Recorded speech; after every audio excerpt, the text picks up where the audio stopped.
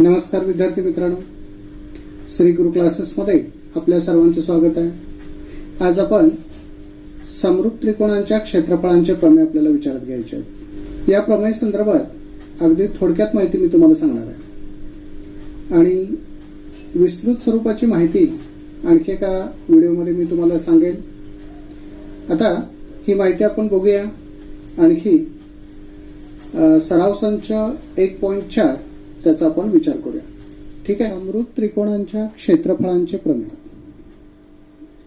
Theorem of areas of similar triangles.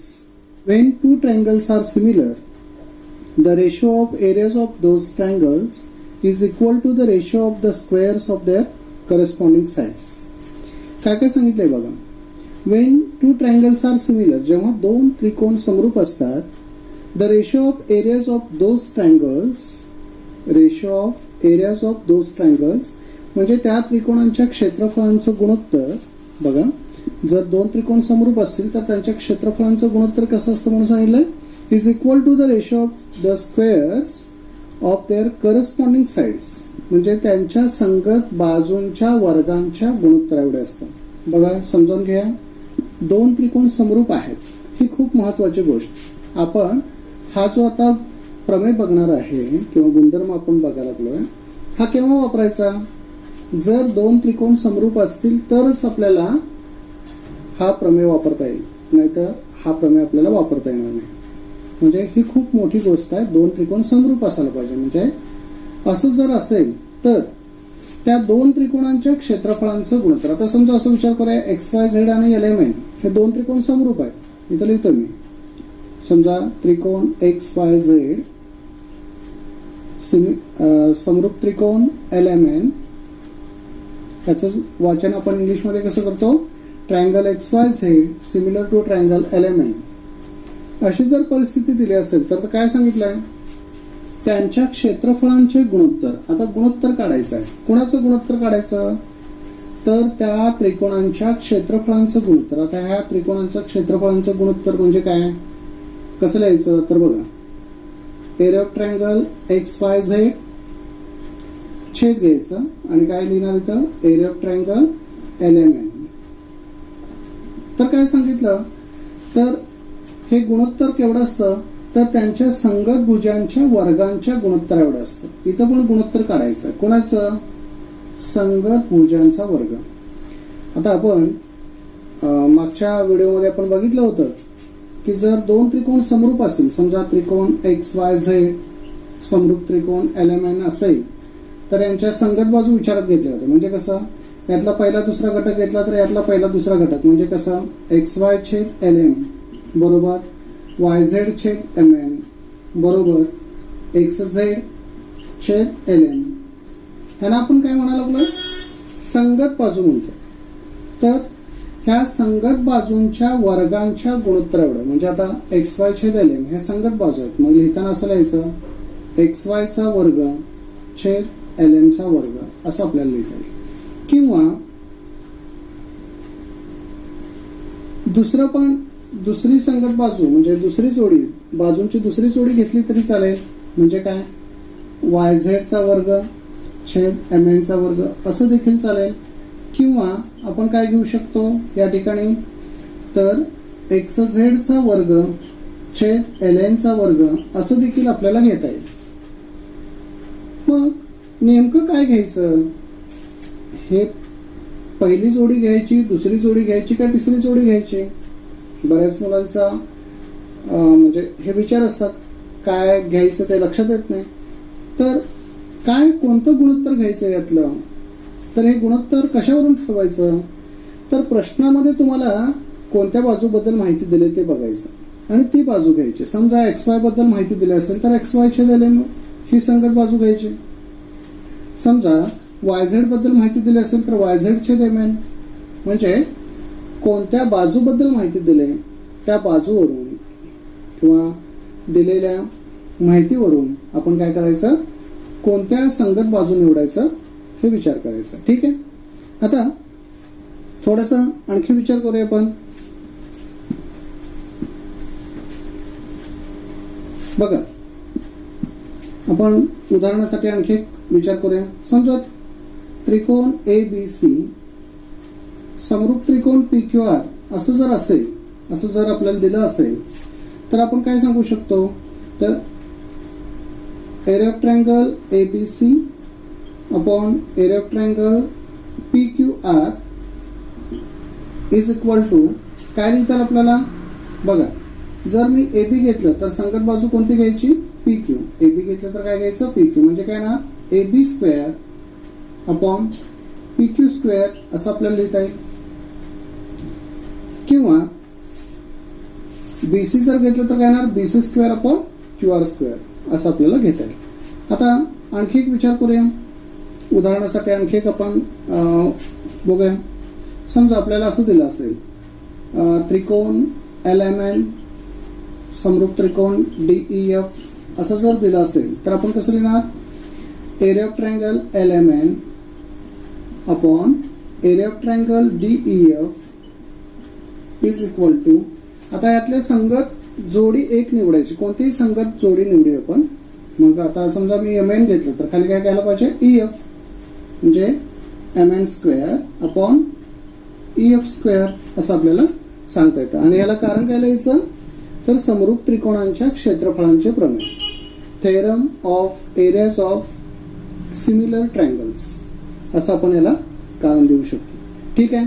काही आपण सराव संच आपण 1.4चा विचार करूया. The ratio of corresponding sides of similar triangles, म्हणजे दोन जे त्रिकोण आहेत ते सिमिलर आहेत, म्हणजे समरूप त्रिकोण आपल्याला दिलेले आहेत आणि त्यांच्या संगत बाजूंचं जे गुणोत्तर आहे ते किती दिलं आहे, 3:5, 3:5 दिलेलं आहे. Then find the ratio of their areas, तर त्यांच्या क्षेत्रफळांचं गुणोत्तर आपल्याला काढायचं. बघा, दोन समरूप त्रिकोणांच्या संगत बाजूंचे गुणोत्तर, म्हणजे दिलेले दोन त्रिकोण कसे आहेत, समरूप आहेत. बघा, याच्यामध्ये त्रिकोण आपल्याला दिलेले नाहीत, आपण त्रिकोण मानूया.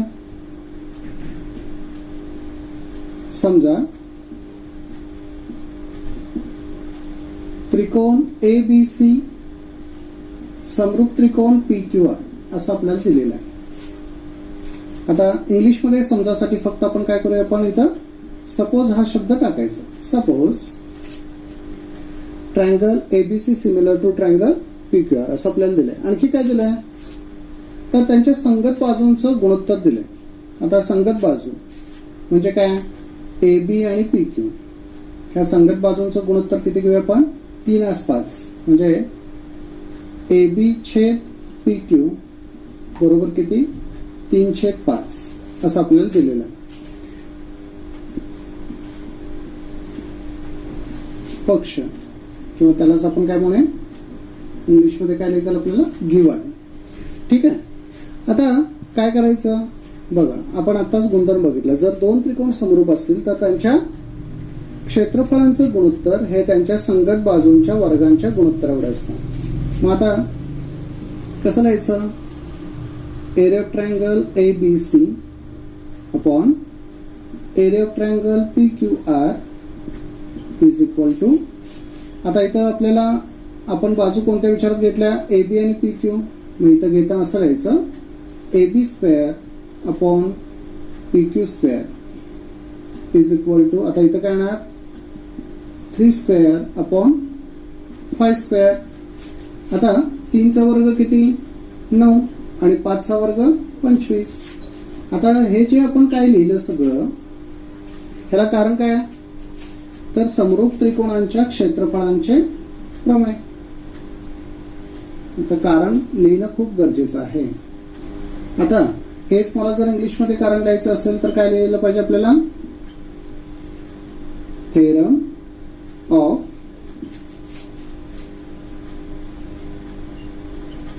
Areas of similar triangles.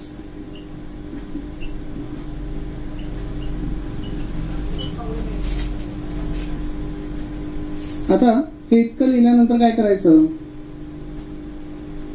जसा प्रश्न आहे तसं उत्तर लिहूया आपण. काय सांगितलंय, त्या त्रिकोणांच्या क्षेत्रफळांचे गुणोत्तर इथं लिहूया आपण, 25 लिहूया आपण. आता हेच मला जर इंग्लिशमध्ये लिहायचं असेल तर कसं लिहिणार, काय सांगितलंय?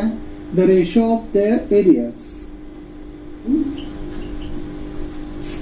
9/25 असं आपल्याला. प्रश्न क्रमांक 2 बघा काय सांगितलंय? त्रिकोण एबीसी समरूप त्रिकोण PQR आणि AB PQ यांचं गुणोत्तर आहे 2 असतील तर उत्तर तुम्हाला काढायला सांगितले. चौकटी पूर्ण करायच्या. काही कृती आपल्याला 2 पूर्ण करूया आपण. तर बघा जर 2 त्रिकोण समरूप असतील तर आपल्याला काय सांगता येतं? त्या 2 त्रिकोणांच्या क्षेत्रफळांचं गुणोत्तर हे त्यांच्या संगत बाजूंच्या वर्गांच्या गुणोत्तर एवढं असतं. म्हणजे इथं संगत बाजू कोणत्या घ्यायच्या आहेत? AB आणि PQ. म्हणजे AB चा वर्ग छेद काय येणार? PQ चा वर्ग. आता बघा AB PQ किती आहे? 2 असतील म्हणजे इथं काय घ्यायला पाहिजे? 2 चा वर्ग छेद 3 चा वर्ग. मग 2 चा वर्ग किती? 4 आणि 3 चा वर्ग 9. आता काय वेळेला इथे जर कारण विचारलं तर काय सांगायचं आपल्याला? समरूप त्रिकोणांच्या क्षेत्रफळांचे प्रमेय. त्रिकोण ABC समरूप त्रिकोण PQR. आणखी काय दिलंय? Area of triangle ABC is equal to 80. Area of triangle PQR is equal to 125. तर आपल्याला कृती पूर्ण करायची आहे. बघा इथं 80/125 म्हणजे ज्या किमती आहेत त्यांचं गुणोत्तर घेतलेलं आहे. आता किमतीचं गुणोत्तर म्हणजेच त्या 2 त्रिकोणांच्या क्षेत्रफळांचं गुणोत्तर आपल्याला लिहायला पाहिजे. म्हणजे area of triangle ABC upon काय येणार इथं? Area of triangle PQR. तर आपण आतापर्यंत बघितलं की जर 2 त्रिकोण समरूप असतील तर त्यांच्या क्षेत्रफळांचं गुणोत्तर हे त्यांच्या संगत बाजूंच्या वर्गांच्या गुणोत्तर एवढं असतं. आता संगत बाजू आपण काय घेऊया? इथं दिलेत AB आणि PQ. म्हणजे AB चा वर्ग छेद काय येणार? PQ चा वर्ग बरोबर किती येतं? 80/125.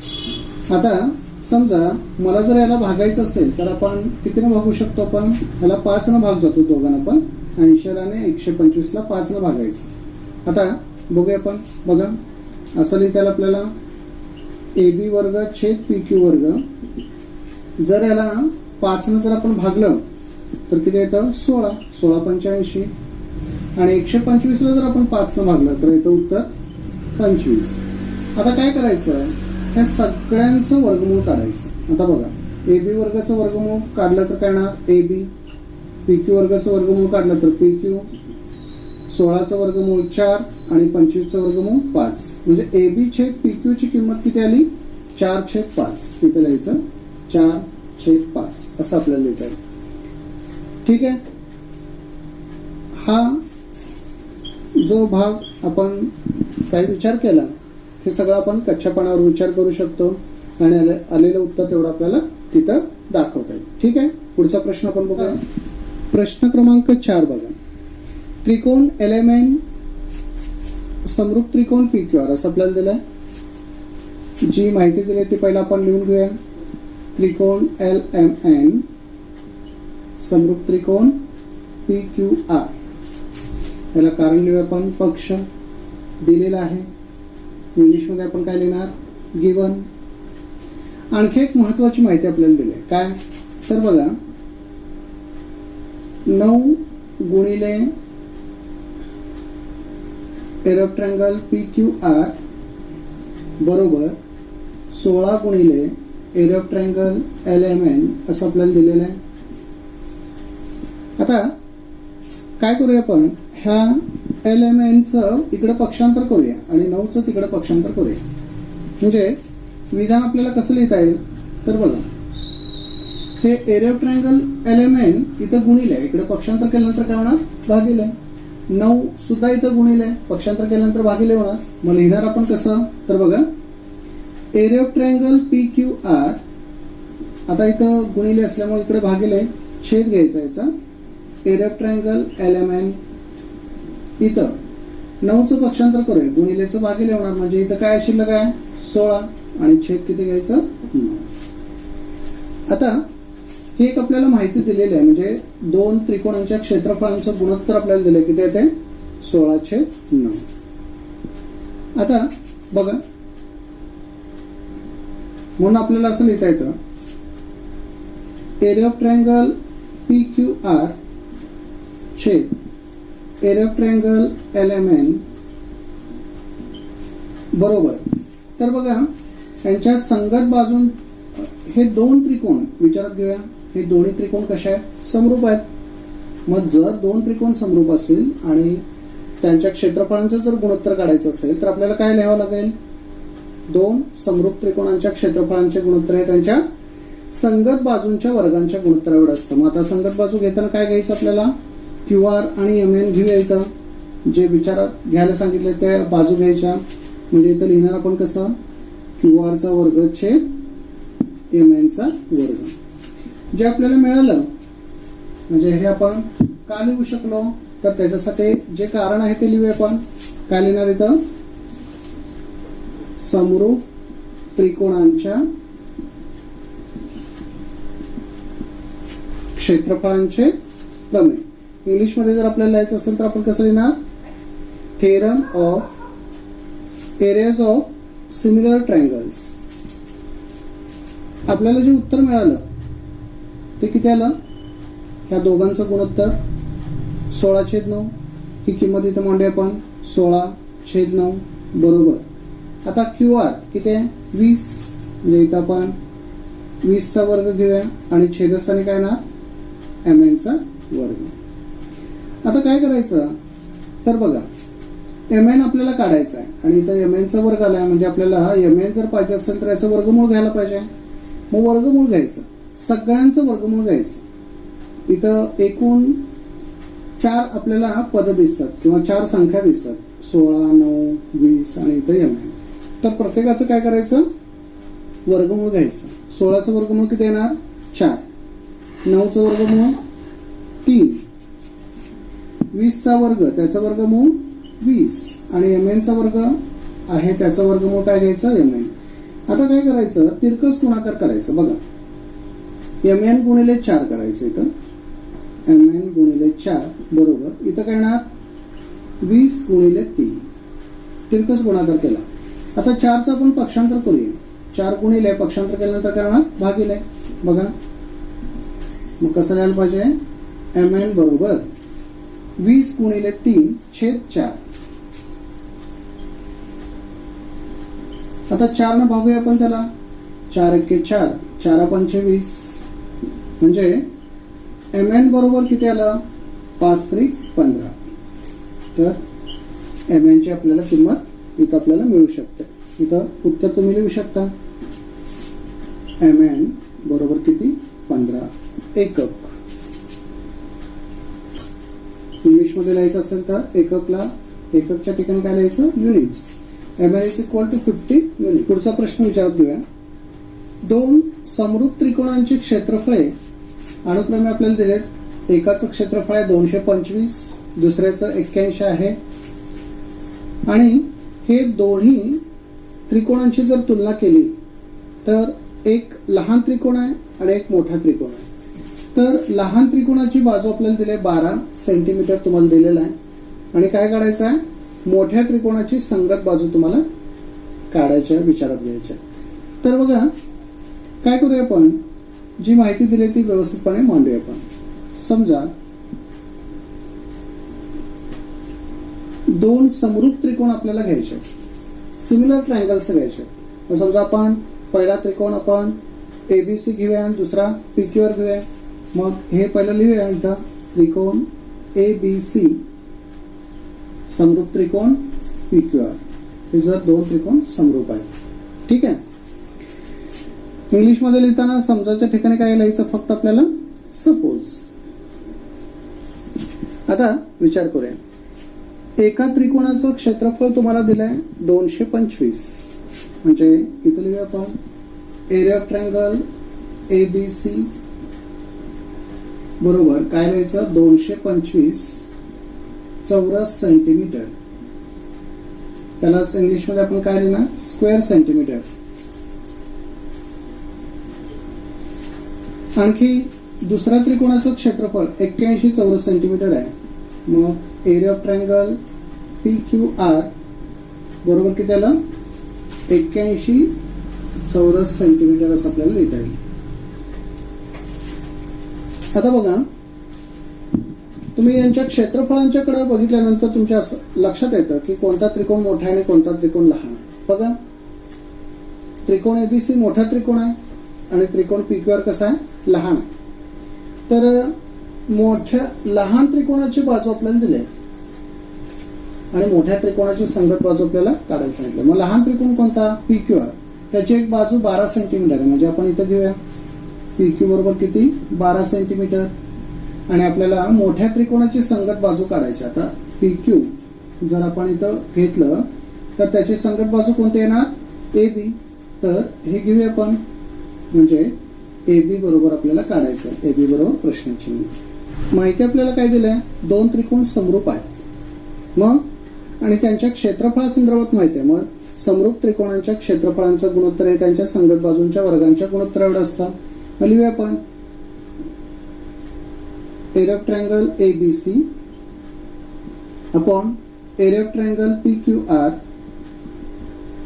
इज इक्वल टू, आता संगत बाजू घ्यायच्या, काय लिहायला पाहिजे आपल्याला, AB square upon PQ square. इथं कारण काय लिहायचं, समरूप त्रिकोणांच्या क्षेत्रफळांचे प्रमेय. इंग्लिशमध्ये आपण लिहिताना काय लिहिणार, theorem of areas of similar triangles. आता बरं याच्यामध्ये आपण काय करूया, किंमत मांडूया. आता एबीसीचं क्षेत्रफळ किती आहे, 225 इथं घेऊया. आणि पीक्यूआरचं क्षेत्रफळ किती आहे, 81. एबीचा वर्ग म्हणजे आपल्याला एबी माहित नाही आणि PQ म्हणजे किती, 12चा वर्ग. आता बघा आपल्याला काय पाहिजे, एबी पाहिजे. आणि इथं तर आपण काय लिहिलं, एबीचा वर्ग. म्हणजे आपल्याला काय करायला पाहिजे, वर्गमूळ काढणं गरजेचं आहे. तर वर्गमूळ काढताना एकाचं काढायचं नाही, तर सर्वांचं वर्गमूळ काढायचं. इथं एकूण जे काय 4 पद आपल्याला मिळतात त्या प्रत्येक पदाचं वर्गमूळ काढायचं. मग आता विचार करूया, 225चं वर्गमूळ, 225 हा कशाचा वर्ग आहे, 15. 81 9चा वर्ग, त्यामुळे 225चं वर्गमूळ 15 घ्यायचं, 81चं वर्गमूळ 9, एबी वर्गाचं वर्गमूळ एबी आणि 12चा वर्ग त्याचं वर्गमूळ काय घ्यायचं, 12. आता काय करायचं, तिरकस गुणाकार करायचं. बघा एबी गुणिले 9, एबी गुणिले 9 बरोबर इकडे काय ना 15 गुणिले 12. आता काय करायचं, 9चं पक्षांतर करूया आपण. 9 गुणिले पक्षांतर केल्यानंतर काय होणार, भागिले. म्हणजे एबी बरोबर 15 गुणिले 12/9. आता 15 आणि 9 त्याला कशाने भाग जातोय, 3 ने भाग जातोय. बघा 3 त्रिक 9, 3 5 15, 3 याला भागा, 3 1 3, 3 4 12. म्हणजे एबी बरोबर किती आलं, 25. आता बघा प्रत्येक ठिकाणी तुम्हाला इथं एकक दिलेलं आहे, सेंटीमीटर. जे दिलंय तेच एकक इथं लिहा. एबी बरोबर किती आलं, 20 सेंटीमीटर. आन्सर लिहा.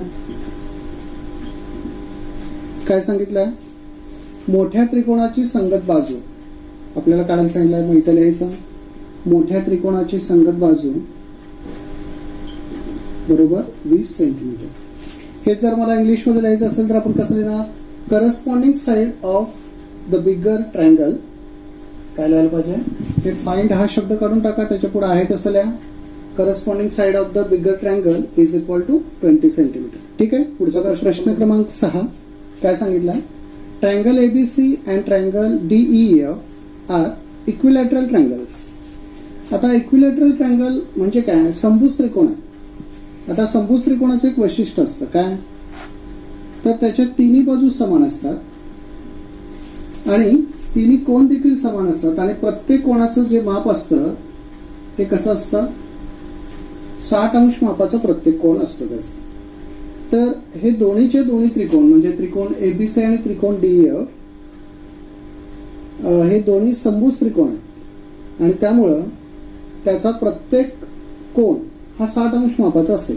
पुढे काय सांगितलं, ह्या दोन्ही त्रिकोणांच्या क्षेत्रफळांचं गुणोत्तर आपल्याला एकाच 2 दिलंय आणि एका बाजूची लांबी आपल्याला दिली AB 4 आहे, तर DE ची लांबी काढायला सांगितलंय. बघा आपण विचार करूया.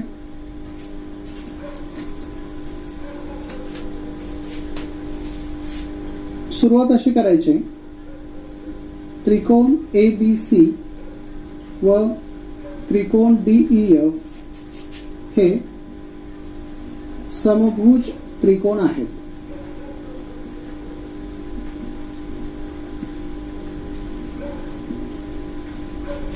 त्याला कारण लिहायचं पक्ष. आता हेच मला जर इंग्लिश मध्ये लिहायचं असेल तर आपण कसं लिहिणार? Triangle ABC. बघा, हे पहिलं वाक्य आहे तसं लिहायचं. Triangle ABC and triangle DEF are equilateral triangles. कारण तिथे लिहायचं गिवन.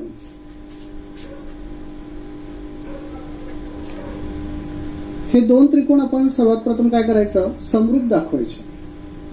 बघा, तर आपल्याला असं लिहिता येईल, त्रिकोण ABC व त्रिकोण DEF मध्ये इंग्लिश मध्ये आपण कसं लिहितो? In triangle ABC and triangle DEF. काय लिहितात आपल्याला? कोण A एकरूप कोण D. A हा D ला एकरूप आहे. कोण B एकरूप कोण E आणि कोण C एकरूप कोण F. कारण काय? कारण ह्या प्रत्येक कोणाचं माप 60 आहे. कारण हा समभुज त्रिकोण आहे. ह्या प्रत्येक कोणाचं माप 60 आहे. तसंच DEF हा सुद्धा समभुज त्रिकोण आहे. त्यामुळं त्याच्या पण प्रत्येक कोणाचं माप किती असणार आहे? 60 अंश असणार आहे. त्यामुळं पहिल्या त्रिकोणाचे तिन्ही कोण दुसऱ्या त्रिकोणाचे तिन्ही कोणाचे कसे होतात? एकरूप होतात. त्याला कारण लिहायचं प्रत्येकी 60 अंश. इंग्लिश मध्ये लिहिताना काय लिहायचं? इच मेजर्स 60 डिग्री. मग आपण लिहूया इथं त्रिकोण ABC समरूप त्रिकोण DEF. याला कारण लिहायचं को को को समरूपतेची को को को कसोटी. यालाच आपण इंग्लिश मध्ये काय लिहिणार? AAA test for similarity of triangles. जर दोन त्रिकोण समरूप असतील तर काय सांगता येईल आपल्याला? त्यांच्या क्षेत्रफळांचं गुणोत्तर हे त्यांच्या संगत बाजूंच्या वर्गांच्या गुणोत्तरावर असतं. म्हणजे लिहिणार कसं आपण? एरर ट्रायंगल ABC छेद काय लिहायला पाहिजे आपल्याला? एरर ट्रायंगल DEF बरोबर. आता बघा, आपल्याला ज्या बाजू हव्या आहेत त्याच बाजू घ्यायच्या. बघा, आता इथे काय काय पाहिजे आपल्याला? AB आणि DE.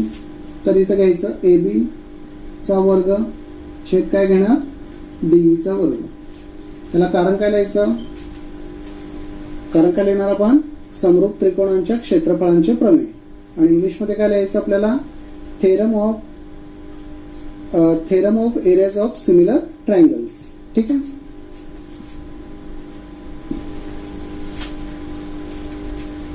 आता याच्यामध्ये आपण किंमत मोजूया.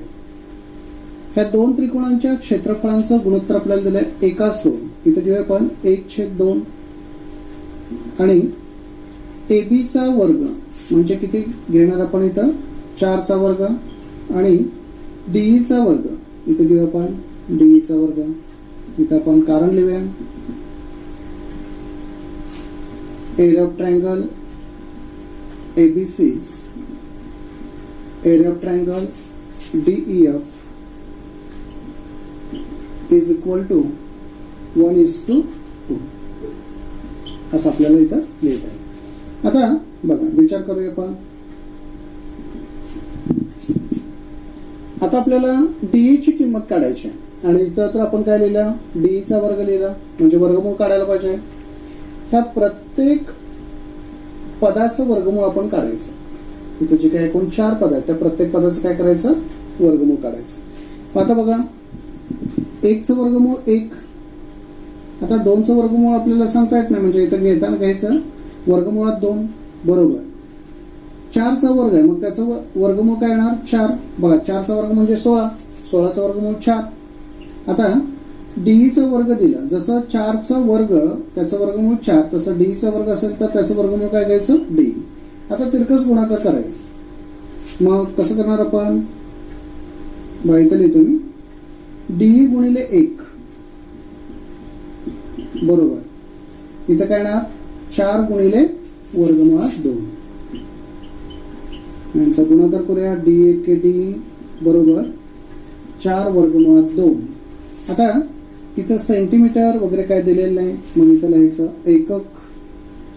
इंग्लिशमध्ये लिहिणार आपण युनिट्स. इथं आपण उत्तर त्याचं लिहू शकतो. डी बरोबर किती बघा, डी ची लांबी काढायला सांगितलंय. डी बरोबर 4 वर्गमुळात 2 एकक असं आपल्याला लिहिता येईल. ठीक आहे, पुढचा प्रश्न आपण प्रश्न क्रमांक 6. याच्यामध्ये कृती आहे ते आपल्याला पूर्ण करायचे आहे. तर काय काय सांगितलं बघा. रेख PQ समांतर रेख D, हे PQ आणि D हे समांतर आहे. एरिया ऑफ ट्रायंगल PQF बरोबर आपल्याला दिले 20 एकक. हे PQF हा जो त्रिकोण आपल्याला दिसतोय त्याचं क्षेत्रफळ दिलंय 20 असं आपल्याला दिलेलं आहे. PF बरोबर 2 DP आणि आपल्याला एरिया ऑफ क्वाड्रिलॅटरल DPQE म्हणजे हा जो चौकोन आपल्याला दिसतोय त्या चौकोनाचं क्षेत्रफळ आपल्याला काढायचं. तर त्याच्यासाठी कृती आपल्याला दिली ते पूर्ण करूया. बघा काय काय दिलंय. एरिया ऑफ ट्रायंगल PQF बरोबर 20 एकक. PF बरोबर 2 DP. बघा जे दिले ते आहे तसं लिहिलं. PF बरोबर 2 DP. समजा DP जर x घेतला, DP जर x घेतला तर PF बरोबर किती येणार 2x. आता DF जर मला DF काढायचं असेल तर कोणाकोणाची बेरीज करावी लागेल, DP आणि PF. तर या DP मध्ये मला PF मिळवावं लागेल. आता बघा DP x आहे, x घेतलं आणि PF किती 2x. मग x अधिक 2x किती झाले 3x. आता यामध्ये बघा त्रिकोण FDE म्हणजे हा मोठा त्रिकोण विचारात घ्यायचा आणि त्रिकोण FPQ. तर या दोन त्रिकोणामध्ये आपल्याला काय सांगता येतं, तर बघा ह्या दोन रेषा समांतर आहेत. मग आपण मागं काही प्रश्न आपण बघितले. तर या दोन रेषांना एका जर छेदिकेने छेदलं तर इथं होणारे जे कोण आहेत त्यांना आपण काय म्हणतो संगत कोण. तर हे संगत कोण कशा असणार आहेत, एकरूप असणार आहेत. मग कोणते कोणते कोण एकरूप आले, तर कोण D एकरूप कोण कोणता येतो P आणि त्यानंतर कोण E एकरूप कोण Q. फक्त याचं 3 अक्षरी वाचन आपल्याला करायचं आहे. बघा कोण FDE म्हणजे कोण D, त्याच्याशी एकरूप कोण P, त्याचं 3 अक्षरी वाचन करायचं कोण FPQ. इथं लिहूया आपण कोण FPQ. दुसरं विचारात घेऊया कोण FED म्हणजे हा कोण E, याच्याशी एकरूप कोण Q, त्याचं 3 अक्षर वाचन करणार कसं आपण FQP. इथं लिहूया आपण कोण FQP. आता बघा एका त्रिकोणाचे 2 कोण दुसऱ्या त्रिकोणाचे 2 कोणाशी एकरूप आहेत, म्हणजे 2 त्रिकोण समरूप आले. कोणती कसोटी आली, ओको कसोटी. आपण आताच बघितलं जर 2 त्रिकोण समरूप असतील तर त्यांच्या क्षेत्रफळांचे गुणोत्तर आहे त्यांच्या संगत बाजूंच्या वर्गांचे गुणोत्तर एवढे असतं. म्हणजे area of triangle FDE upon area of triangle FPQ हे लिहिताना आपल्याला काय करायला पाहिजे, आपल्याला ज्या बाजूंची माहिती आहे त्या बाजू घ्यायला पाहिजे. आपल्याला कोणाकोणाची लांबी माहिती आहे बघा, तर DF हे एक आपल्याला माहिती आहे DF ही बाजू आणि दुसरी बाजू आपल्याला काय घ्यावं लागेल PF. तर इथं बघा हे DF चा वर्ग छेद काय ना DF चा वर्ग आणि खाली घेताना काय लिहायला पाहिजे आपल्याला DF, त्याची संगत बाजू काय घ्यायला पाहिजे PF चा वर्ग. आता बघा हे DF किती आहे 3x म्हणजे 3x चा वर्ग आला आणि PF बघा PF किती आहे 2x आहे म्हणजे इथं काय येणार 2x चा वर्ग. आता या ठिकाणी x वर्ग निघून जाणार, 3 चा वर्ग 9 आणि 2 चा वर्ग किती आलं 4 म्हणजे 9/4 आपल्याला मिळालं. आता या ठिकाणी बघा काय केलं, ह्या एरिया ऑफ ट्रायंगल FPQ चं पक्षांतर केलं, मग भागिले पक्षांतर केल्यानंतर काय होणार गुणिले. मग इथं किती आलं 9/4 गुणिले एरिया ऑफ ट्रायंगल FPQ. आता 9/4 आणि ह्या त्रिकोणाचं क्षेत्रफळ आपल्याला दिलंय 20 एकक. इथं 20 लिहूया 4 न भागा त्याला, 4 एके 4, 4 पंचे 20, म्हणजे 9 पाच 45. 45 एकक हे या त्रिकोणाचं क्षेत्रफळ आलं. आता ह्या चौकोनाचं क्षेत्रफळ काढण्यासाठी आपल्याला काय करायला पाहिजे, एरिया ऑफ ट्रायंगल FDE म्हणजे ह्या मोठ्या त्रिकोणाच्या क्षेत्रफळामधून लहान त्रिकोणाचं क्षेत्रफळ वजा करायचं. आता मोठ्या त्रिकोणाचं क्षेत्रफळ आलं किती आपलं 45, म्हणजे FDE चं क्षेत्रफळ 45 आलं, ते इथे घेऊया. आणि लहान त्रिकोणाचं क्षेत्रफळ आपल्याला दिलंय ते किती दिलंय 20, इथे घेऊया आपण 20. तर बघा 45 मधून 20 गेले, राहिले किती, आणि याला 15 लिहायचं, चौरस एकक असं आपल्याला लिहिता येईल. इंग्लिशमध्ये काय लिहायचं, स्क्वेअर युनिट्स. ठीक आहे, धन्यवाद.